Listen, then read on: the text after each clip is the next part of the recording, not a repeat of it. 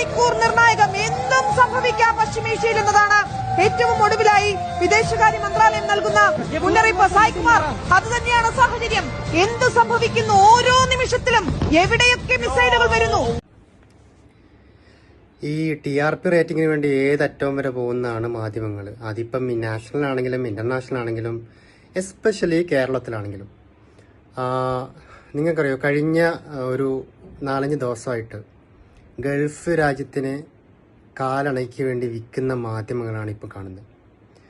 ഇവർ വന്നിട്ട് ഇവരുടെ ഒരു വാർത്തയിൽ വന്നിട്ട് ഇപ്പം എന്തോ സംഭവിക്കും, UAE ഇപ്പം അണുബോംബിടും, അവിടെ ഇങ്ങനെ സംഭവിക്കും എന്നൊക്കെ പറഞ്ഞ ആൾക്കാരുടെ മനസ്സിൽ ആദ്യം കേട്ടിട്ട് നിങ്ങൾക്ക് എന്താണ് കിട്ടുന്നത്?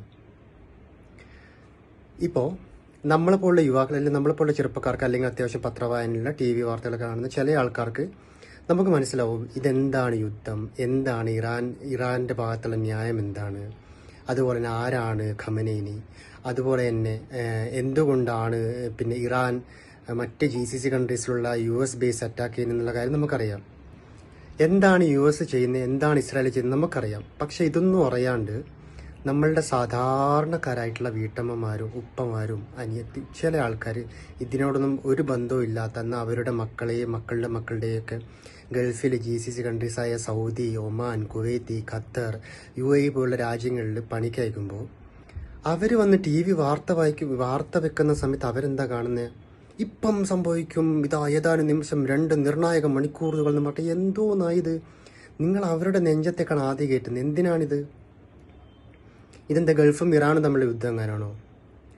എന്തേലും ഒരു കാര്യം കിട്ടിക്കഴിഞ്ഞാൽ അതിനെ പെരിപ്പിച്ച് അതങ്ങനെ ഇനിയിപ്പം എവിടെയും ഒന്നും സംഭവിച്ചില്ലെങ്കിൽ ഇവർക്ക് ഭയങ്കര സങ്കടമാണ്. ഇപ്പം ഞാൻ ജേർണലിസം കഴിഞ്ഞ ആളാണ്, ഞാൻ കുറച്ച് വർക്ക് ചെയ്തതാണ്. പക്ഷെ എനിക്കറിയാം ഇവർക്ക് ഭയങ്കര സങ്കടമെന്ന് പറഞ്ഞു കഴിഞ്ഞാൽ എങ്ങനെയെങ്കിലും ദുരന്ത വാർത്ത ഉണ്ടായി അതിൽ റീച്ച് ഇവർക്ക് വേണം. പക്ഷെ അത് അഫക്റ്റ് ചെയ്യുന്ന ആൾക്കാരോ ഇങ്ങനെ ചുമ്മാ ആദ്യം കേട്ടിട്ട് എന്താണ് നിങ്ങൾക്ക് കിട്ടുന്നത്? നിങ്ങൾക്ക് പരസ്യം കിട്ടും, പ്രൈം ടൈമിൽ നിങ്ങൾക്ക് ആൾക്കാർ കിട്ടും. പക്ഷെ സാധാരണക്കാരായിട്ടുള്ള ആൾക്കാർ ഭയങ്കരമായിട്ട് ടെൻഷൻ അടിക്കും ഇത് കേൾക്കുമ്പോൾ. എന്തോ സംഭവിക്കാൻ പോകുന്നൊരു ധ്വനിയാണ് എല്ലാവർക്കും. അതിൻ്റെ ആവശ്യം എന്തിനാണ്? നിങ്ങൾക്കറിയോ, ഈ പുറം രാജ്യങ്ങളിലൊക്കെ എനിക്ക് തോന്നുന്നു UAEയിലൊക്കെയാണെന്ന് തോന്നുന്നു കൂടുതലായിട്ട് ഈ പത്രങ്ങളിലെ ആദ്യത്തെ വാർത്തകൾ, ഫ്രണ്ട് പേജ് വാർത്തകൾ എപ്പോഴും പോസിറ്റീവ് ആയിരിക്കും.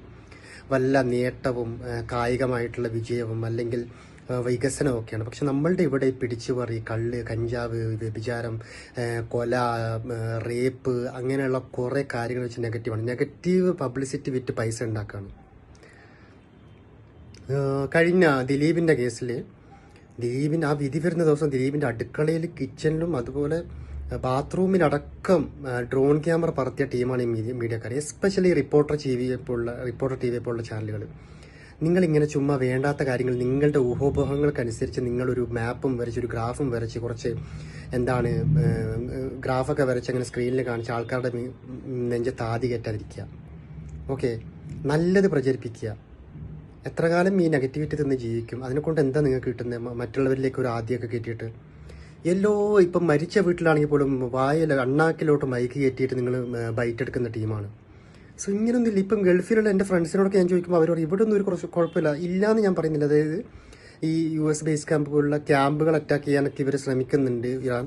അതിൻ്റെ ഭാഗമായിട്ട് ഇവിടെ ഒരു മലയാളിയൊക്കെ മരിച്ചിട്ടുണ്ട്. പക്ഷെ അതൊരു പെരുപ്പിച്ച് കാണിക്കാതെ യുദ്ധം കുറക്കാൻ വേണ്ടിയിട്ട് നമ്മൾ ഒരു നല്ല കാര്യങ്ങൾ പ്രചരിപ്പിക്കുക, നല്ല കാര്യങ്ങൾ മാത്രം എല്ലാവരിലേക്ക് എത്തിക്കുക. അല്ലാണ്ട് ചുമ്മാ ഈ നെഗറ്റിവിറ്റി ഉണ്ടാക്കിയ ആൾക്കാരെ ഇങ്ങനെ കൊല വിളിക്കല്ലേ നിങ്ങൾ. ഇപ്പം എന്തോ സംഭവിക്കും എന്നുള്ള രീതിയിൽ അവിടെയുള്ള ആൾക്കാർ ഇതൊക്കെ വേണ്ടി റീൽ ഉണ്ടാക്കുകയാണ് ഇൻസ്റ്റാഗ്രാമിലൊക്കെ. നമ്മളൊന്നും ഇത് അറിയുന്നില്ല. എൻ്റെ ഫ്രണ്ട് പോലെ പറയുന്നുണ്ട് അവിടെ ഇവിടെയൊക്കെ ഈ പറഞ്ഞ പോലെ ചെറിയ രീതിയിലുള്ള സംഭവങ്ങളുണ്ട്, ബാലിസ്റ്റിക് സംഭവങ്ങളൊക്കെ ഉണ്ട്. പക്ഷേ നിങ്ങളിങ്ങനെ ആദ്യം കയറ്റാതിരിക്കുക. എന്നിട്ട് ഇത് കുറക്കാൻ വല്ല മാർഗമുണ്ടോ? പോസിറ്റീവായിട്ടുള്ള കാര്യങ്ങൾ, ഇനി ഇതിൻ്റെ സാധ്യതകൾ, യുദ്ധം നിർത്താനുള്ള സാധ്യതകൾ, നിർത്തിയാനുള്ള ഗുണങ്ങൾ, അങ്ങനെ നല്ല നല്ല കാര്യങ്ങൾ പ്രചരിപ്പിക്കുക. ഇതല്ലാതെ ചുമ്മാ ഇങ്ങനെ നേരം വെളുത്തി ഇത് തന്നെ തുടങ്ങുക. കഷ്ടമുണ്ട്, ഭയങ്കര വിഷമമുണ്ട് കാണുമ്പോൾ. എന്തായാലും ഈ യുദ്ധമൊക്കെ ഒന്ന് അവസാനിച്ച് എല്ലാം നല്ല രീതിയിലാവട്ടെ. നമുക്ക് എല്ലാവർക്കും നല്ലത് വരാൻ വേണ്ടി, ഈ ഇപ്പോൾ റമദാൻ മാസമാണ്, ഞാൻ എൻ്റെ മതത്തിൻ്റെ പറയല്ല, നമ്മൾ നല്ലത് വരാൻ വേണ്ടി പ്രാർത്ഥിക്കുക. എല്ലാ മതക്കാരെയും നമ്മൾ ഒരുപോലെ കാണുക. ഈ അമേരിക്ക ആണെങ്കിലും ഇസ്രായേൽ ആണെങ്കിലും ഈ അധിനിവേശമൊക്കെ നിർത്തിയിട്ട് നല്ല രീതിയിൽ പോകാൻ നമുക്ക് പ്രാർത്ഥിക്കാം. വേറെ ഒന്നും നമുക്കിപ്പോൾ ചെയ്യാൻ പറ്റില്ല. നമ്മൾ as a commoner, as a human being, as a commoner of Indian citizen, we can do anything for solving this kind of political issues, international issues. So let's leave it. ശരിയാകുമെന്ന് വിചാരിക്കുക. ബൈ.